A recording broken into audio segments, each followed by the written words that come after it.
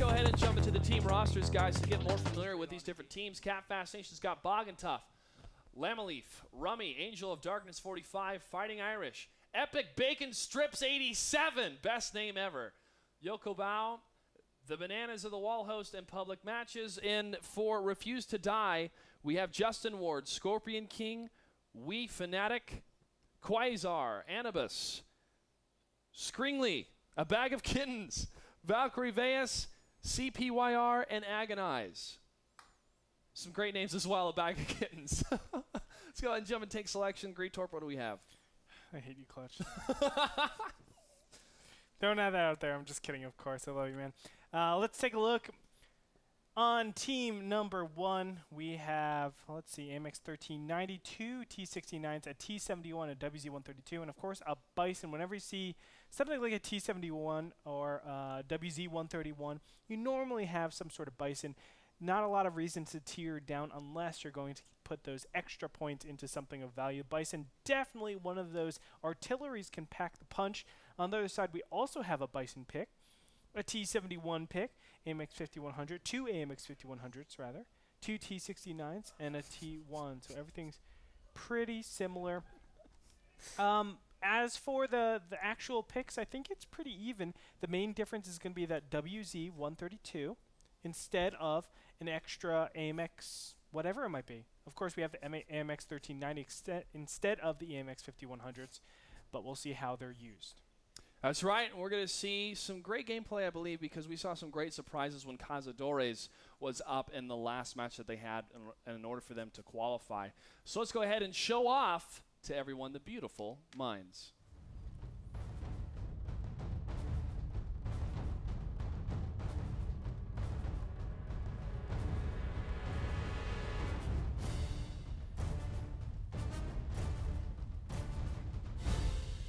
Starting things off, the red team to the southern quadrant, we do have Cat Fast Nation spawning their northern position. As the blue team, we have Refuse to Die, and Ruukil is always here to break it down. Exactly. Right now I'm seeing both teams go straight for the hill. So I'm expecting to see scouts meet at the mid here and begin fighting very, very quickly. I'm expecting at least, blue scout's going to go way down from what I'm seeing. Anubis in that T71, the Drifter, as we like to call it. Oh, he's going to get flanked immediately. Oh, he knows it's over. He knows it's over. He's going to get chased immediately by the WZ132, AMX 1390, and the T71 themselves. Shots missed by Angel of Darkness. Oh, he's tracked.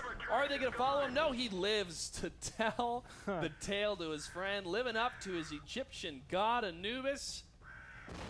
God of death or life, I can't remember. You can definitely see awesome. You can definitely see the strengths of having the AMX 1390 and the WZ132. With the T71, they're able to charge that hill and take it immediately. Of course, there's no other tank. Only 2 AMX 5100s, T69s. They can't match the speed of a T71, and that's why we have direct center control over to the red team.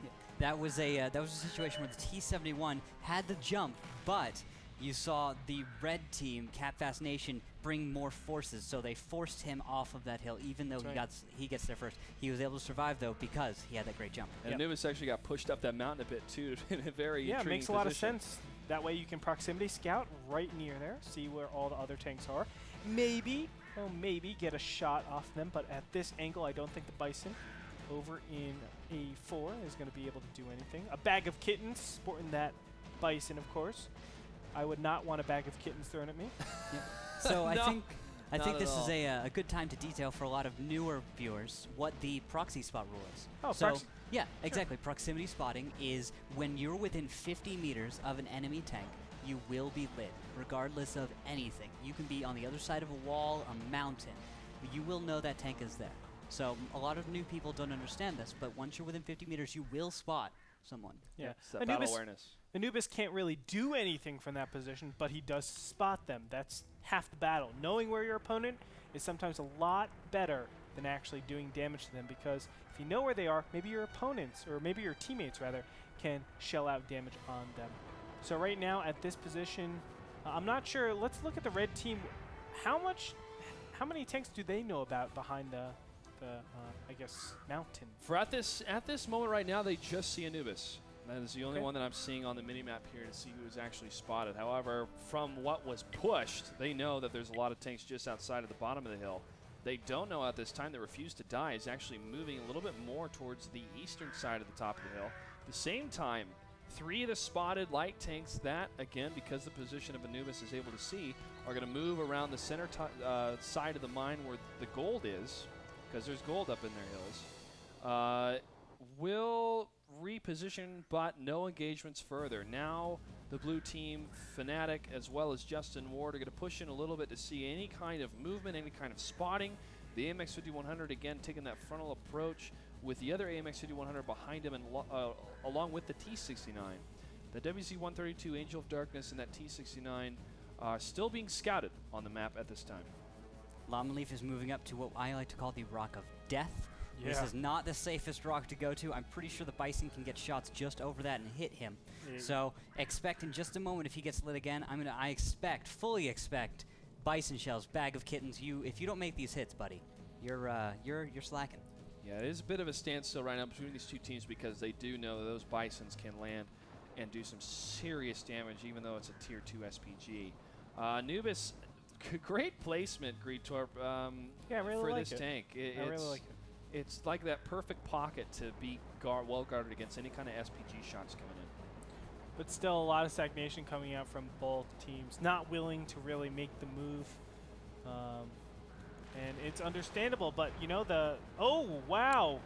Unfortunate. Unnecessary Valkyrie. damage, Valkyrie. Yeah, it took about 100 damage on himself just by dropping onto the ground. So really needs to be a little bit more careful. Unnecessary damage, and let me tell you, that HP adds up after a while. Sometimes that can be life and death. Now, there is the Lamaleaf. He is spotted yet again. He needs to be so careful. Let's see if any Bison hits occur. Did Valkyrie Viewers take any module damage when he fell down that hill? No, he did not. He did not. Okay, lucky him, because when you do fall, you can lose your driver, you can lose your engine, and very commonly you will lose your tracks. But a good fall can really damage you, and he actually might be closer to losing his driver now, because he might have taken a little bit of damage. No, I definitely have seen that before. I actually platoon with Mr. Bitter all the time, and he has no shame in going off those hills, killing his driver. Really unfortunate. But for now, same people are being spotted with that proxy spot, Angel of Darkness in that WZ-132 on the top of the hill, but nothing else. The AMX 1390 we know is probably up there along with that other T71, but we don't know what they're doing. Find a little bit of movement. T69 played by Valkyrie is going to start wrapping around. Now what he's looking to do is get a good position, maybe a couple shots on the top of that hill. It's still very difficult, and he's trying to do it as far as possible. Now there's a couple reasons why you do this long arc. You do not want to get surrounded. Let's say you're close to the mountain. You can obviously be Goomba'd, which is when other tanks jump on top of you doing damage, and you can just be straight up shot in the back, on the top, at the hatch. Not good. So that's why you kind of go as far out as possible, and then you can obviously get shots while not receiving shots because you have a lot of terrain near you. But Clutch, I wanna kind of bring it to you right now. What can the blue team over here do? Well, blue they're team versus Refuse to Die. You know, they're over in the village, and if these T69s decided to just go for it, they could put some pressure against the Bison. The Bison now, however, on the red team, on Catfast Nation, is able to take down Quasar. It's a great name, but not a great position for him. Anubis still only scouting at this time Angel of Darkness on the minimap. Justin Ward and World War II Fnatic now moving to AMX 5100s. They're going to move to the side of the hill, and they could catch one of the red players off guard. At the same time, the T69s are going to be moving to the south from the village. And this is going to be a game of patience with 3 minutes left on the clock. They could move in and get the fast kill immediately. Already is up. The Yeah, Bison is spotted. And they can't get a good shot on him. Unfortunately, the Bison being played very well, going into a nice spot. But he is going to find the T69. Epic Bacon Strips. You can't die. Yeah, he can die. He can die with two AMX 5100s targeting him, but not if they miss a shot. Two T69s from the rear trying to move in and take down Epic Bacon Strips. Bananas to the wall host, taking down Stringley. There goes down one of the blue players himself, Justin Ward, taking some hits himself. from the north side. They were able to get a lock in that T-69, but now they're taking too much damage from the top of the hill. Yeah, Refuse to Die is in a really tough spot, but they're making the best of it. Now AMX 1390 is going to drop down to the low ground, try to blindside everybody. Stringley is actually 2 points hit away from dying. He does go down. AMX 1390 only has 67 hit points. He dodges a shot. Justin Ward on that AMX 5100 is getting torched up, but is it going to be enough? This is really, really difficult to tell.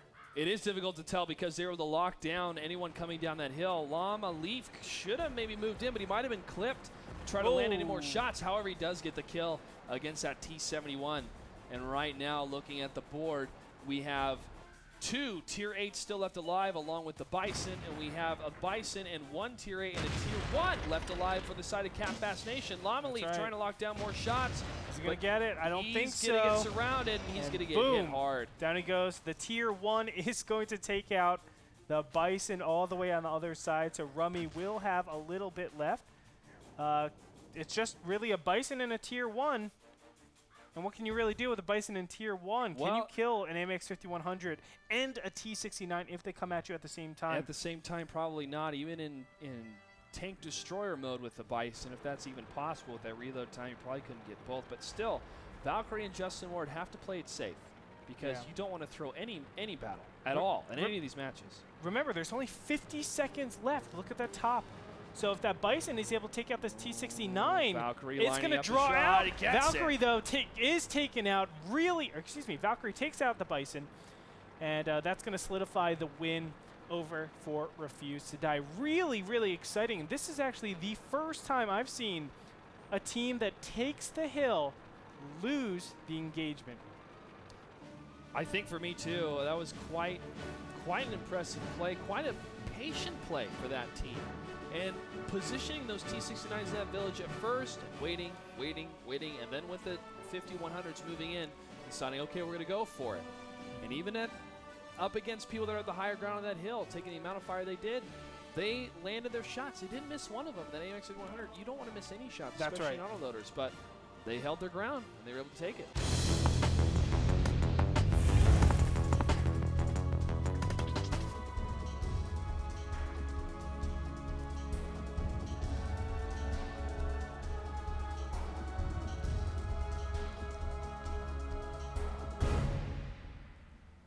All right, and as always, beginning of the match, we get to see the initial decisions that are made between these two different teams.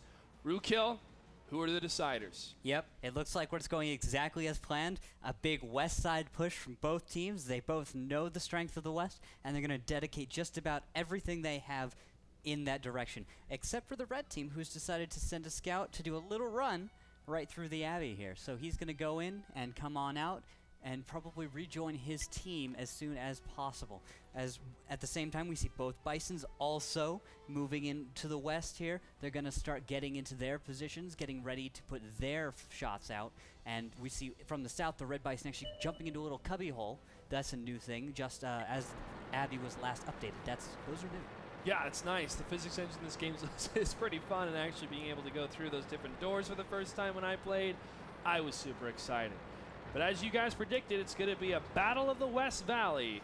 Nothing is quiet on the western front at this time. These AMX 5100s and this T-69 on the side of the blue team, which is Refuse to Die, are going to move up. And again, those Bison positions, that Team Bison fire between the two different points. If it means they have to move out of cover for a shot, it could be that they're going to be under fire that Bison immediately if they are scouted, or even the Bison taking maybe perhaps a sniper shot or two without them being scouted. If he can see some fire, or if he sees a last scouted position, he can try to guess where they're at. Oh, strangely, first shots fired, getting hit immediately, and now the shots hitting on that IS-3. Bogentough taking a lot of hits immediately. He's going to go down with one more shot, and he does. First blood goes to Refuse to Die. Valkyrie Velis, however, taking some hits himself in that T-69. He can go down under another hit. Fnatic moving around the corner. Now they're going to use the IS-3's Burning Husk to try to take down Angel of Darkness 45. A couple more shots, he could go down. But Fighting Irish moving in to absorb some of the hits himself to keep his teammate alive. Another shot goes down for Angel of Darkness. Bison shot misses. Justin Ward himself taking a lot of hits, and he goes down. Overextended a little bit. I like the thought, pushing up forward, gaining a lot of space so you have a lot of space to retreat while they're clipping. He is clipping right now, Fnatic is rather, and he will have eventual people to back him up. Actually, Anubis is over there. When it comes down to it, 3 dead over on the side of Refuse to Die. Only 1 dead on the side of Cap Fast Nation. So Cap Fast Nation looking a lot better, but look at that health pool, not nearly as much. And Yokobo in that T-71 moving around to that flank and actually going off the cliff edge into the lake there, but still staying on top of areas where he doesn't drown. That was some very quick play by him, able to land some shots himself and then moving out of the way. T-71, quick little tank. You don't think it's going to be that effective, but it can surprise you in World of Tanks. He's going to try to join some of his teammates now as they are trying to lick their wounds a bit here. Only 1 tank down for Cap Fast Nation, 3 down for Refuse to Die. The tables have turned a bit in battle number 2. That's right, Clutch, and we're going to see a very defensive position coming out of Refuse to Die. Makes a lot of sense. They're down some people. Can't do much, but what's the problem? Well, Ruukil just explained it. There's so many different ways to attack the Abbey at reasonably safe areas. So what they're going to do once they realize, hey, you're playing very passive, they're going to take just 2.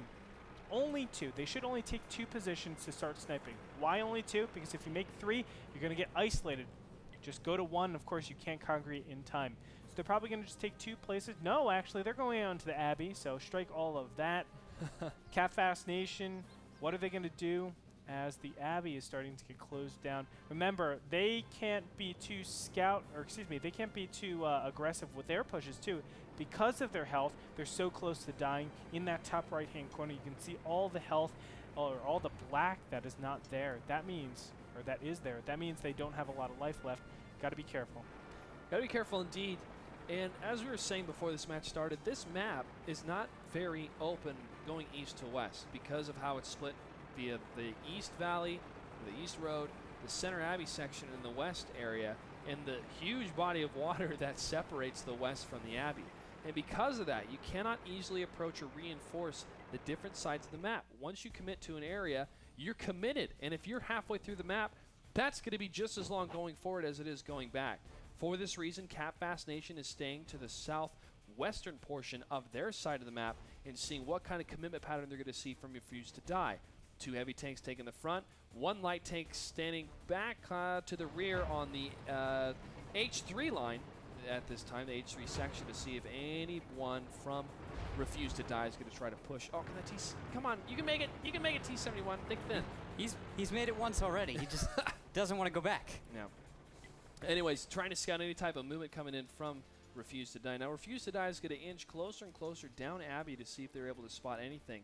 And if they can spot something open, we know for sure that Bison's going to want to take that shot. All right, so for now, we're just going to wait and wait and wait and see what Cap Fast Nation does. Because it's really, the ball's in their court.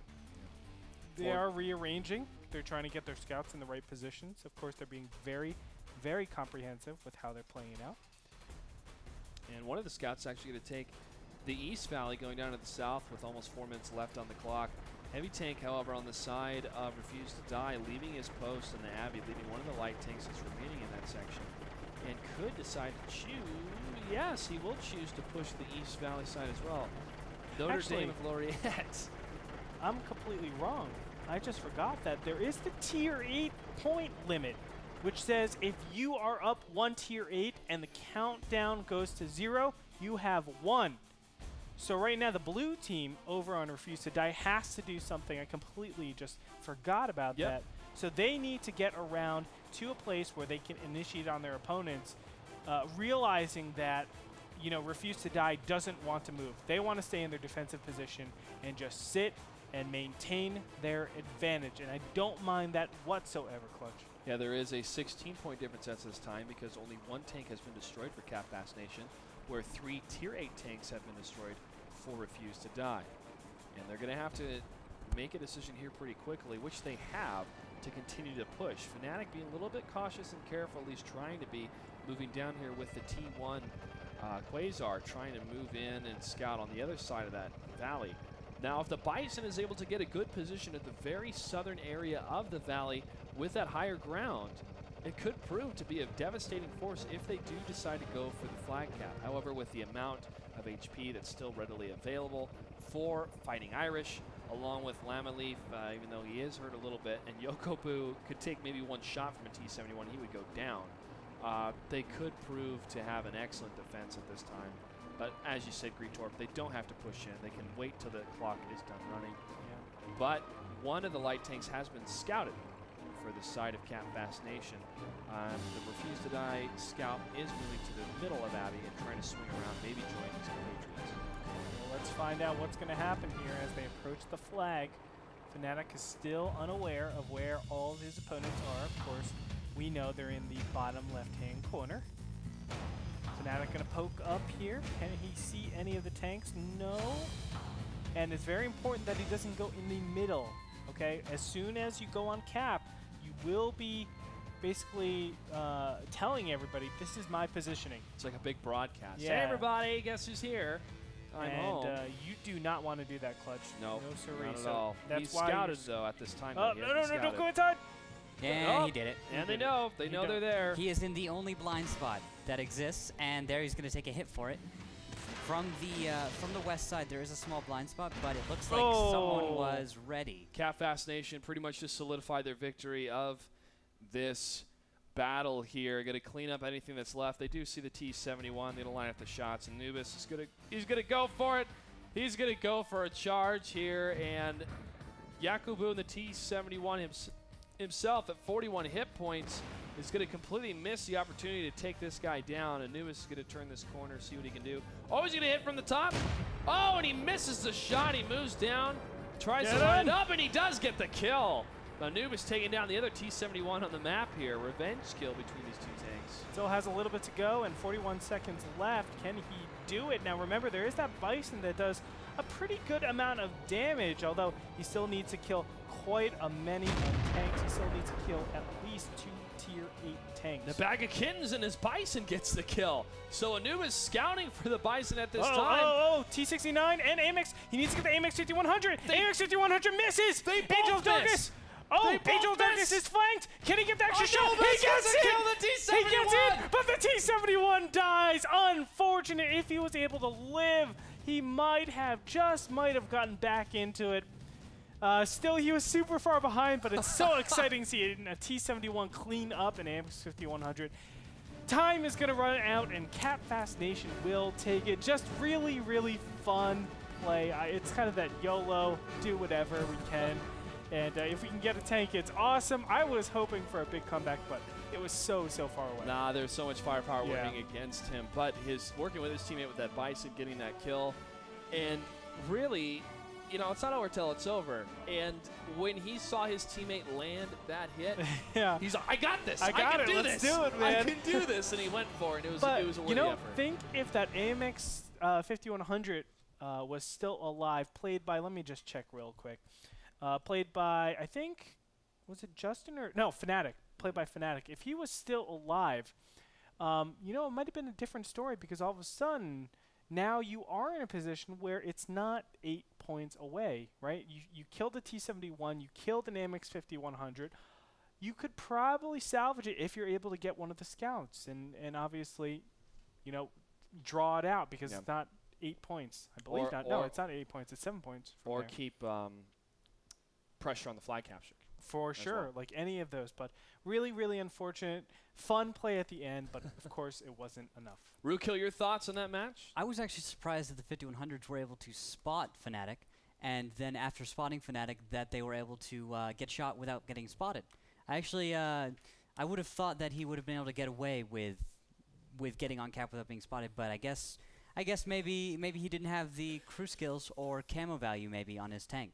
So it was interesting, and I was genuinely surprised by that. So I'm gonna have to research that position more. Okay, yeah, definitely. See what modules they were going and everything. Exactly. I want to see what they had on their tanks. Maybe it was the view range or something like that. If they had optics, maybe. I'm thinking that 5100 could have seen that. Because of his approach, I would have assumed that he would have gone unspotted.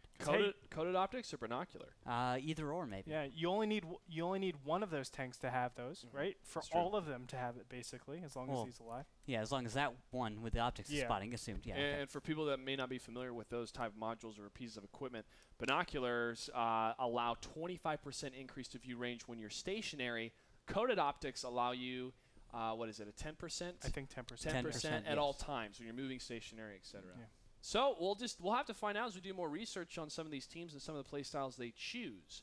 And that's another great benefit of seeing these different teams through the qualifiers to see how they made it into league play. We're going to see some even crazier games, I'm assured of it. All right, guys, we're going to take a quick commercial break. We come back, battle number 3 of Cat Fast Nation versus Refuse to Die. Don't go anywhere. Welcome back to Wargaming.net League, North America World of Tanks. I am Joshua Gray, call sign Clutch. Joining me is Andre Gretorp Hengshua. Andre Hengshua, call sign Gretorp. That's right. As well as Randall Holcomb, a.k.a. Ruukil. We have another giveaway to give out to all the people that are following us on Twitter and sending us some great tweets. We're going to go ahead and load that up on the computer right now to read off this awesome tweet that this guy was able to win. Here we go, FFN Jr. Where's the pin hidden on Ruukil? I think the question should be, where is the pin on Ruukil's hat? There it is, sir. You win yourself some gold. Yes, sir. He's on the hat. And he is taking offers, bids for advertising space. That's right. So any sponsors are interested, contact Ruukil on Twitter at RUUKIL. And also he's giving away gold if he reaches 100 Just followers. to let you know, Ruukil gained another 100% of his followers from when he started. Yes. Another 5 followers joined him. Nice. You started with 9 when you got here, correct? I said 5. Somewhere under 10. Yeah. we're at that point, it doesn't really matter. But he's up to 84. 16 more followers. I will be giving out some gold and premium, guys. So make sure to follow him at RUUKIL. He's a great and fashionable commentator that, let's be honest, has moves like Jagger. He does have moves like Jagger. We'll see a little bit more of that later on, I'm sure. All right, because they're so ready to get this match underway, it's going to be on Himmelsdorf, guys. We had to cut out of that video because this action. To be continued. We'll show you more of the IS-3. We want to get the action underway here as these different teams are going to take different positions. Let's go ahead and jump into it. Ruukil, where are they going? Yep, we've got both teams heading somewhat east. Actually, we're going to see a fight on the hill if it goes the way I'm thinking it's going to go. We've got 1, 2 tanks. 3 tanks going, no, maybe just 2 from blue side here. Refuse to Die sending a light tank and I think a T-69 to the hill. But we see Cat Fast Nation sending almost everyone to the hill. Almost everyone indeed, man. They're going to be pushing up. The light tank taking the frontal. Final position here is to try to scout anything, and once he does, it's going to be a firefight if they do fully commit. But they're not going to fully commit going up on the side of Refuse to Die, pushing up that hill.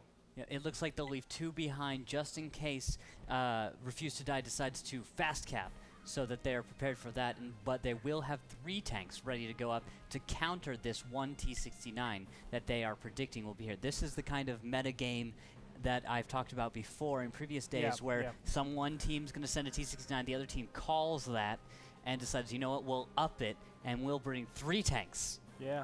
It gets crazy after a while, man.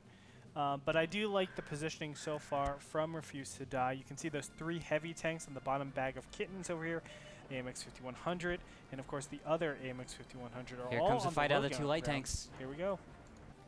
Battling back and forth, jumping in. There he is. Quasar gets hit by Victorocious. Scringely in the T-69, not able to move in to help his friend. Shutting down that scouting ability for Quasar. And look at this. Scringly is going to look and see Yokobu. He's over there in that T-69, so he needs to be very careful. I like the positioning so far of Scringly. It really disallows any other tank from moving up and being spotted. So, you know, everything's looking good. There's still no triggers to tell Cat Fast Nation to go for, or excuse me, for Refuse to Die to go for like a counter cap or anything like that. Of course, there isn't an overcommitment yet. No, overcommitment can be anybody's downfall in any match at any time, and be able to talk with your team and not try to be the hero, especially at the front lines, is very important. Yep. Now they're going to be moving around the castle to try to get a better flank. Scringely can, if he is scouted immediately coming up the crest of that hill around that castle, he can get shot down very, very easily by those 2 tanks, but they're actually going to wait at the side of the castle, not fully commit yet, because they don't know what's waiting for them. And look at this meta. Scringly And now Valkyrie are going to come up here to T69 saying, oh, you have a T69 over there? No problem. I'm going to counter you with 2 T69s, but little do they know, it's a trap. Yep, Valkyrie moving in a great position to be able to move in, land a couple shots, and then move backwards. Now, if you do get hit by an enemy, you don't want to necessarily chase them back to cover because, one, you could be completely annihilated by their return fire or any type of teammates that are there. Or two, if you're in a heavy tank, you may be too slow once you track to actually, well, you can't move at all once you track, but even repairing your track, you'd be too slow to move out of there if possible. Now they're going to be moving up here. They might be baited by Victoracious to get the kill against that T1. However, Valkyrie moves in, gets the kill, but now he's going to be blindsided with... Is he? No, he's going to move too fast. He's going to get out of there. Hold on, Fighting Irish might get the shot. Epic Bacon Strips does land one hit. Valkyrie gets tracked. Now Yokobu lands a shot, one more hit. He's going to go down, and he does. They were baited, and it worked beautifully for the side of Capfast Nation. Yeah, Refuse to Die did not predict that. They did not see that coming, and they are paying the price big time for this. This is such a common thing to see that you'd almost expect it. Yeah, you have to be super, super careful with that. I mean, those T69s, they do have great view range, but that is a pretty long distance seeing all the way over into the D0 area, so that those T69s can't really see everything. And now they have to change their plans completely. Scringling is going to move down onto the regular platform. And what are they going to do, Ruukil? Well, right now it looks like they're going to move towards the enemy cap here down the 8 line. And now that they know that there are enemies on the hill, they're going to try to cap fast. Yes. Oh, I see what you did there. I'd give you some gold because of that pun, but we can't because you work here. So, anyways, Angel of Darkness and 45 in the T1 cruising around in the defensive position to try to stop any type of counterflake or scouting any type of movement coming from the west side. He's not going to see much, though, so nobody's coming from the train depot except the other Justin Ward, T1 Cunningham. Moving up Tank Alley will be the rest of the Tier 8 tanks from Refuse to Die. Now, the split, however, for Capfast Nation right now is not good if Refuse to Die does push all the way in, which they're going to right now. They could come in and actually do the flag cap first, which would be more beneficial to Capfast Nation. So now it's kind of a race against time of who's going to land at which cap first. That's right. I feel like Capfast Nation has the better position. Yes, they are kind of isolated, but when it comes down to it, you have enough on your opponent's.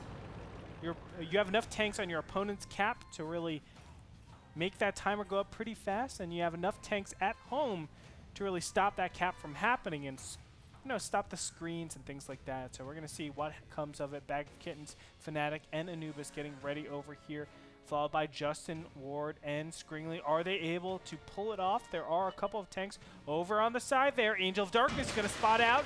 Gets behind cover, and nicely done. Red base is under attack right now. 45 seconds left. Is it going to be enough? It might be enough if nobody's able to land a shot against any of these tanks. Now Ramsey and his teammate Bogentuff are going to try to move in for a good position. They're going to fully commit now against trying to defend their base instead of trying to go for the other flag cap. They're too late. I mean, they're not going to even get back here in time to defend. They needed to spring it immediately, but instead they're trying to congregate all together. We're not even going to have an engagement, Clutch. No, great positioning for Bag of Kittens and the rest of his teammates, and that is a capture. That's what happens when you fully commit as a team and read your opponents. They are up 8 tier points, and they still, unfortunately, get capped. Really, really questionable positioning. But, of course, I mean, they wanted to hit with one punch instead of a couple. I think in that position, when you're so split up, you have to go for that split push. Go for the cap and just try to stall the cap, your own cap. Defend against that. Get a couple of shots. You're looking at least a draw, at most a win. Yeah, and it was a bit of a gamble, obviously, to push in that far and have no defensive position. But because of that, Capfast Nation was split. They had at least 2 or 3 tanks that were going to try to move in for the flag cap if necessary, try to scout what was happening, and 2 of the heavy tanks were up to the north side. Once they realized, oh no, we're under attack, they had to wait for those reinforcements before they fully committed. So you have to just go. Yeah, you have to go. Ruukil, your thoughts? Yeah, exactly. The red team, which was Capfast Nation, was completely out of position. They were not prepared to defend their base, even when they saw even when their T1 saw the cap fast coming. So cap fast nation got fast capped. Oh gosh. Oh god, I'm gonna take away goal if you keep doing that. I love this. I love it. All right. We'll break down more of what happened when we come back. We're gonna take a quick little break, guys. It is only battle number 3 that we just witnessed. We're gonna move into battle number 4. Don't go anywhere.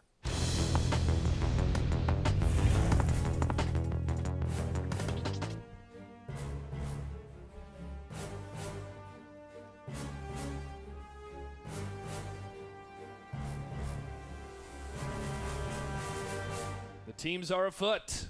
Which way are they going?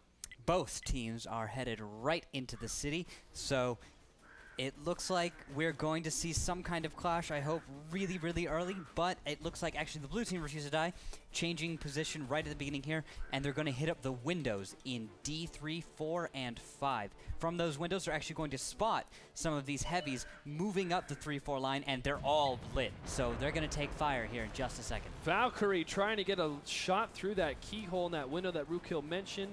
He is able to land one hit against Yokobu. Another shot fired. It looks like nothing was hit. However, they are going to fully commit. Cap Fast Nation moving around the corner in a train of death. Angel of Darkness gets hit, however, from the AMX 5100 from Fnatic. Bag of Kittens in the IS-3 lining up himself, but this is not stopping the train. There are no brakes to this train of the KV-5 as the conductor up to the front. He's getting lit up himself from Anubis in the AMX 5100. A lot of shots fired. KV-5 is almost down, and he is the first blood. That's right. Anubis, though, he's going to be prioritized right now. Down to 196 hit points, and down he goes by that T69 played by Yokobu. As it stands right now, it's still a little bit difficult. The KV-5, you know, has a lot of hit points in him. That's a big, tall order to already have killed, and we're going to have shots going off left and right. Cap Fast Nation wanted to fully commit to this push, but they have taken way too much damage. That bird, bacon strips. That bird in the way. Bacon strips goes down. IS-3 trying to get the hits on Screensly, but the other IS-3 from Bag of Kittens stopping his advance. Trying to line up the shot here, does not want to miss it because Screensly could take some major damage from fighting Irish. Oh, 7 hit points left. Screensly cleans it up. Oh, nicely done. Valkyrie is able to take out that AMX 5100. And now it's down to 2 T1s. They cannot do it. The defensive position was just too much. The IS-3 able to take a couple of shots, then followed up by that AMX 5100. And that's going to be the second match. Congratulations, by the way, to Refuse to Die, who will be entering in the tournament, the WGLNA Season 1. Season 1. They made it to league play. I know it's a mouthful, but they have a huge congratulations to them. They have the key to victory, if you will, by using those keyholes. There's another pun for you, Ruukil. And fantastic play. So they will be joining River of Blood, the Cunninghams, Cazadores, Scurry Hard, Nerve, and 2 more teams yet to be determined tonight. We will find out. The next match for tonight, as we have scheduled, is going to be Fates Chosen versus Simplistic. Both of these teams are ready to go into league play. They have to beat one or the other, and it's going to be kind of sad to see one of the opponents go down. Ruukil, your thoughts? I was just looking at the screen, and it was actually saying, I believe it said Cap Fast Nation. Am I wrong, or was that Refuse to Die? Refuse to Die. Yes. Oh, I guess we had an error there. Apologize about that. So just making sure that everyone knew there, because that confused me. Okay. So no, it is Refuse to Die. It's Refuse to Die that made it, not Cap Fast Nation. Yeah. Jinx.